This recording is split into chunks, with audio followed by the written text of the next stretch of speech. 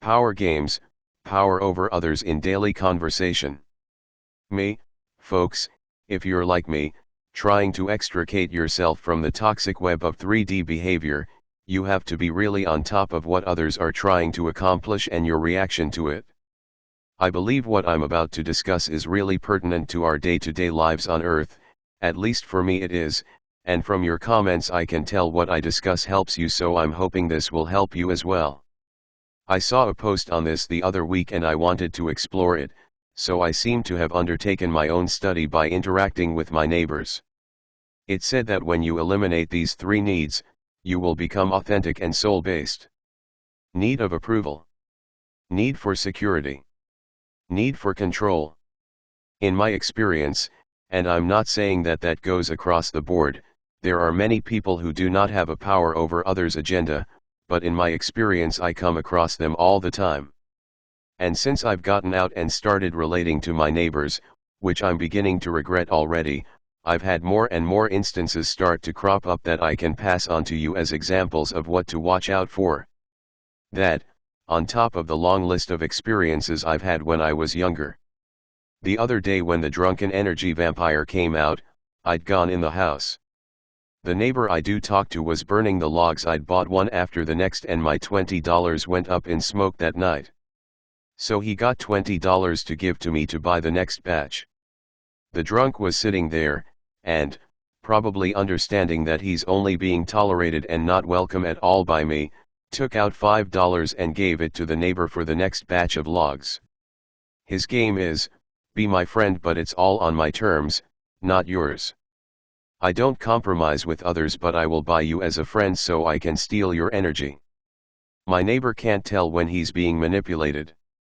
He put in $20 for the next bunch of logs, and the drunk puts in the smallest amount of cash he possibly could in order to be included.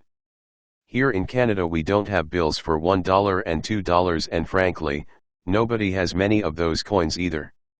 The smallest denomination is $5 and that's what he gave. My neighbor can't tell when he's being manipulated. Because if he ever thinks to tell this guy to get lost, he'll remember he paid $5 towards the firewood, so he belongs here too. He paid his way in. Money obligates people. It doesn't obligate me, and the person who tried to bribe me found that out, but if you're not aware of when you're feeling guilty, then that guilt will cause you to compromise yourself in favor of the manipulator. Money is a big power over others tool. Huge. If we didn't need money to survive, then nobody would have power over us, would they? People do as they are taught by governments, etc. They use money to obligate others, to get themselves liked, in this case, to be counted in. Debt is an even worse obligator, and that's why the deep state wants you in debt. That's why there are credit cards. So you can owe them. Is the drunk just being generous or helpful? He is a taker, and he seems very strongly to be in that orientation, so I'm not giving him the benefit of the doubt. Besides, in our society the rules are, if you can't get it, you can't do it, then buy it. And people use money to buy friendships all the time. Look at business deals. Those smarmy smiles and completely posed handshake pictures are one example of friends bought with money. So inauthentic. And if you're wise to this stuff, you know when people are manipulating you, you will most likely be at odds with them.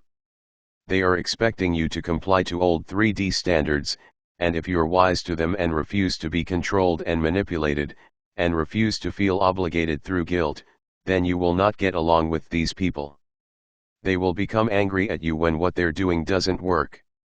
Then of course they will use the normal avenues that 3Ds use to blow off their anger at you. They will go to the other neighbors and tell them what a jerk you are and try to influence their opinion of you as well. I understand that my neighbor talks to the other neighbors and he is the type of person who will simply agree to what they say about me. I've overheard him doing it as a matter of fact.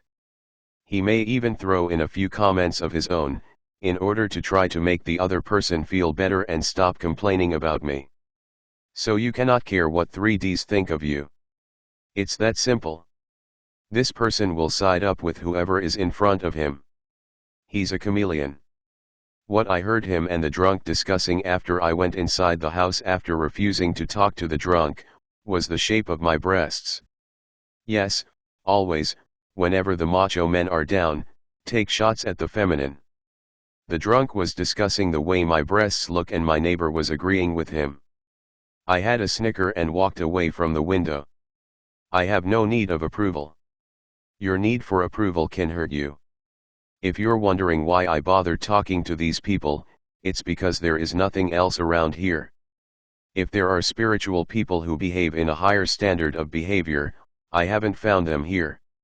I learned to be strong after Ivo came through. Hearing comments like those might have crushed me before, but the fact is I don't care what others think about me. I understand why they have to attack me, and having learned what I have learned in the last 4 or 5 years with Ivo, strengthens me to put up with the stuff they get up to, and I just don't worry about it. I understand they have to attack the divine feminine because that's the level they live at. Attacking my intellect or my intuitive abilities isn't something they would think to do because it's not at their level. Hitting below the belt is. Do I deserve better? I do. But there's nothing but further learning around here. I can't wait to move.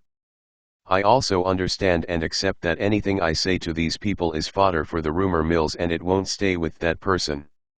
They gossip like crazy, so I know whatever I tell them won't stay with them. So I don't share anything really confidential. You will be public enemy number 1 because you refuse to play their power games. You refuse to let them have power over you. I still am not happy about Ashtar's response to my dilemma with the drunk, that I have to be the one to leave instead of him, but when you consider he aggravates my chronic fatigue, I have to consider I suffer more consequences than just listening to him. I believe my need for control is being challenged here. If I had my way, he'd be nowhere to be seen, but instead he's in my face yakking up a storm. I have no control over this man. None whatsoever. He doesn't take hints and he doesn't listen when you set boundaries. He's not the first one I've met like this, however, and he is challenging. He does whatever he wants, and the only way I don't have to have him around is to walk away. So I don't get what I want, I don't have control. He has absolute control over our space here. Yesterday I took my cat to the vets. He has all sorts of infections because he's been fighting with the other cats. The neighbor's boy knocked on my door to tell me Merlin was fighting last night, so I went out. The other really toxic, controlling lady across the street came over to talk to me. She's going out of her mind, probably worse than the rest of us at these COVID restrictions, and is dying for someone to talk to. Nobody wants to talk to her because she's so negative, though. So she comes over and starts talking cat talk, which I'm never a big fan of, and she bothers to tell me that if there's a new city bylaw and if the city sees you have a cat outside, they can grab it and take it to the pound. I said, I doubt that. I don't think so. As if. We'll see about that. I started to think, and then she started to tell me about her 10 cats, so I said I was exhausted and left the conversation. But it was just a convenient excuse to get away from another liar. Her mind is so controlling it could concoct a lie like that. All cats have to be indoors because of course her 4 are, and the neighborhood should do as she does because she's always right. That's the grandiose ego. She's always complaining to the city or the police about the neighbors and nobody likes her. She's very controlling. That's her game. Do as I do because I'm always right. People play ego games. If you don't want to be part of them, you either understand them before they pull them on you, and fend them off when they happen, or you just don't interact with these people. I moved to the city for cheap rent and that's what I got. Most of my neighbors I've not gotten along with, except for a couple families. I won't be controlled and manipulated. It's that simple. As for my need for security, I was wondering about that one. I asked Ivo and he's letting me figure it out for myself. The fact is, in not caring what people think of me, and not giving in to my need to control, not always having control and understanding that at times I won't get what I want, in accepting myself and my circumstances for what they are right now, that's where my security comes from. It comes from acceptance, not fighting what's going on around me. You can only be secure within yourself, and it's out of self-love that you are. Nobody can give you security. You can't marry it, and the government can give you all the money it wants to, which means it can take it away anytime it wants to as well. Security comes from self-love. The whole point is about being sovereign and authentic. Assumption of authority. Many people automatically assume authority over you. The parent who has a child over 18 years of age no longer has authority over that child. The child is considered adult and can choose of itself. Unless there is a handicap. I have dated men who automatically assumed they were my authority. That may not be so common now as it was in the 70s and 80s, but I found myself becoming part of another person's identity instead of being a person in my entirety, so I always dumped these guys. I'm not part of you. I'm a person in my own right. Deception to gain authority.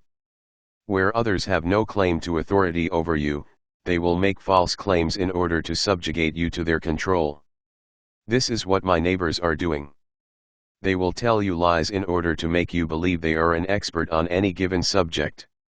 Then you are beholden to them for your information. Often they will invalidate your information and gaslight you to believe theirs instead. Stick by your guns and do your research. Don't automatically believe them. This is what the government is doing en masse now through the media, gaslighting us. Attempts to gain emotional control. This woman lied to me in order to try to upset me.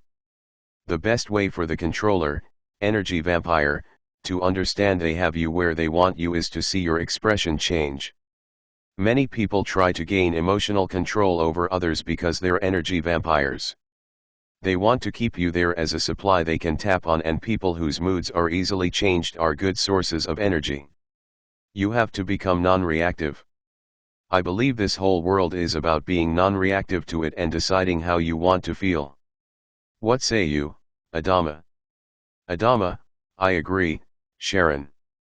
When you continually react to what is going on around you in the news, in your neighborhood, in your families, how can you feel like anything but a ping-pong ball being batted around? It would be very tiring. It would drain you. You have to be non-reactive. You must be aware, as Sharon is pointing out, to the games being run on you. Energy games to drain your energy, and power games to subjugate you to their authority, but you must be aware of who you're dealing with and what their game is. Me, I know that there's a lot of this going on with the 60s crowd who's dating again. OMG. The baloney that goes on in this group is ridiculous. All power games. I know where they hang out here in town, so I avoid going there. Adama, which does make a point, Sharon, and that is, you can't avoid everything. Sometimes you have to interact with humans of lower consciousness. So you have to train yourself to be aware of what they're doing, and not to react to them adversely. Don't let them yank your chain, as you call it. Be aware and stay in control of yourself. They may very well hate you, but that's fine. Me, true. You can't avoid everything. However, I find whenever I stick my neck out, the dark comes calling. Adama, you are a high vibrational, so technically most transactions you have are of a lower caliber than you are capable of. Me, tell me about it.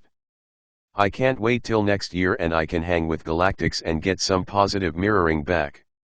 Adama, yes, and you will leave this low-frequency neighborhood behind. Me, yes, you can't avoid everything, but you have to be ready for everything as well, otherwise you go through another hard, painful lesson in reality awareness. Adama, that's it? Me, thank you Adama. Adama, thank you for this opportunity to serve, Sharon.